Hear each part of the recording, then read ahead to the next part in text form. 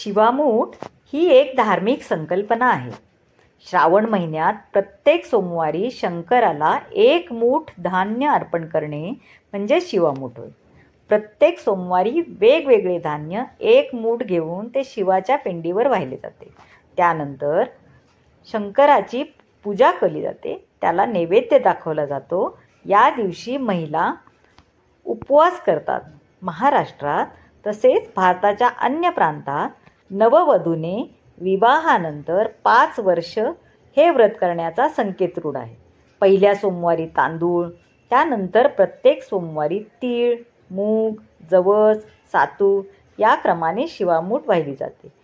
5व्या वर्षी व्रताची समाप्ती करताना पुरोहित व्यक्तीला दान दक्षिणा दिली जाते. शिवपूजन करताना मंदिरात जावे किंवा घरातील शिवपिंडीला 1 मूठ धान्य व्हावे. तसे करणे शक्य नसल्यास घरी पाटावर शिवपिंडी काढून तिला शिवमूठ व्हावी असे विविध पर्याय उपलब्ध आहेत. याविषयी जी पारंपरिक कथा सांगितली जाते ती आता आपण पाहूया.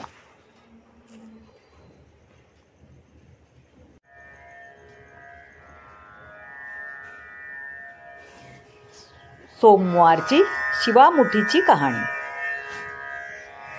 8 पाट नगर होतं. तिथं एक राजा होता. त्या राजाला 4 सुना होत्या. 3 आवडत्या होत्या आणि 1 नावडती होती.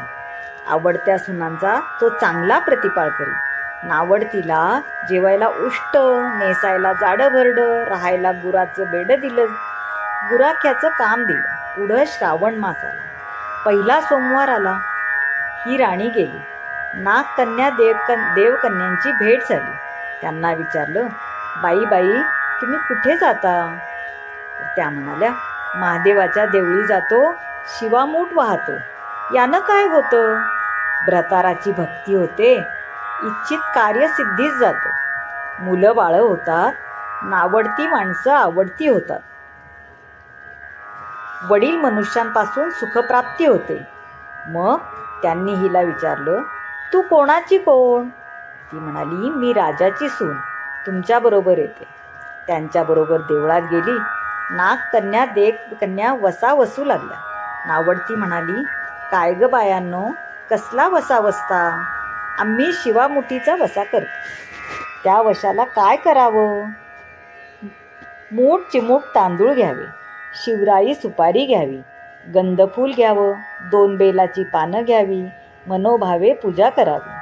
हाती तांदूळ घ्यावे आणि तोंडानं शिवा शिवा महादेवा, माझी शिवामूठ ईश्वरा देवा, सासू सासऱ्या दिरा भावा, नंदा जावा भ्रतारा, नावडती आहे ती आवडती कर रे देवा, असं म्हणून तांदूळ वाहावे.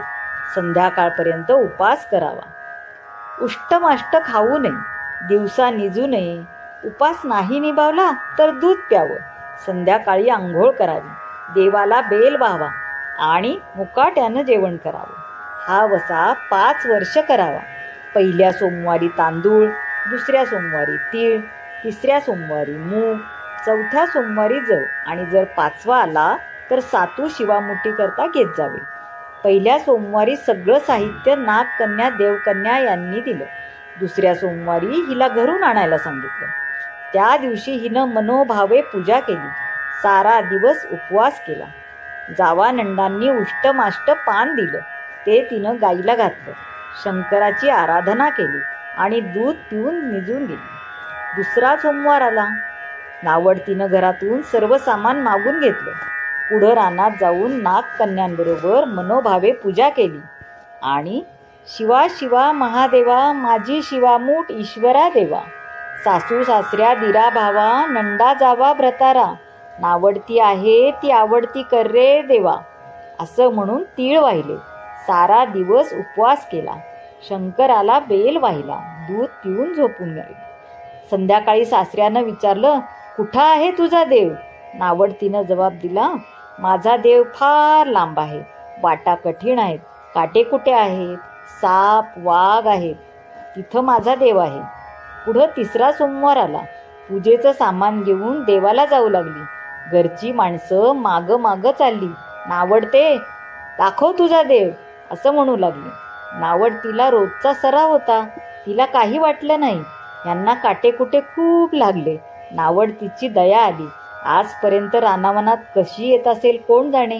नावडतीला चिंता पडली. देवाची प्रार्थना केली. देवाला तिची करुणा आली.